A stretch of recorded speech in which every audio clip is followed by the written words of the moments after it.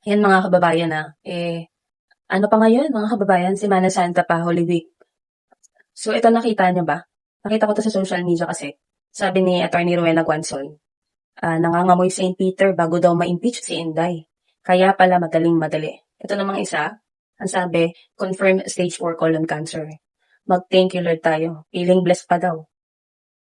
So itong mga kababayan, nakita ko to kanina. Itong picture ni Presidente kasama ng pamilya niya at ni First Lady. Kanina lang to posted. Sineselebrate nila yung muling pagkabuhay ng ating Panginoon. And kita nyo sobrang healthy ni BBM. Diba? Siyempre, diba, pag Semana Santa, pag Holy Week, dapat nagdinilay-nilay tayo. Pag nilayan natin yung mga nagawa nating kasalanan, yung mga ginagawa nating kasalanan. Pero itong mga DDS talaga. Nabasa niyo, diba? Walang pinipili. Puro kasamaan talaga ang pinapakita. Walang pinipiling panahon. Tinanong, may matinong tao ba na magpapakalat ng gantong maling impormasyon?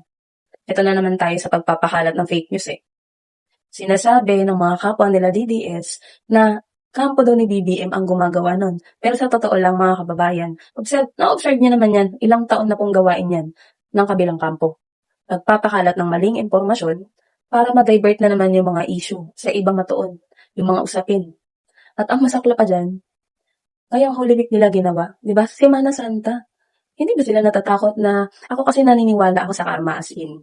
Naniniwala ako na kung sino man yung mga naghahangad na hindi maganda sa kapwa, babalik at babalik sa kanila yun.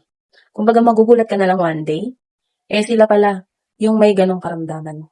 Kaya pansinin nyo yung nangyaring event dito sa may Davao City, kasunod nung parang birthday ni Digong celebration, kumbaga may mga sinisignos na dun may inatake dun Kumbaga isa-isa silang sinisignos. Kasi kung ano yung masamang pinagdarasal mo para sa kapwa mo, sure na sure ako na babalik yan sa'yo. Tingnan niyo si Presidente. Sa dami ng taong may galit sa kanya, naninira sa kanya, lalo na yung may inggit. Kasi alam mo yung magmagawa ng fake news, mga insecure yan, mga inggit yan. Ha?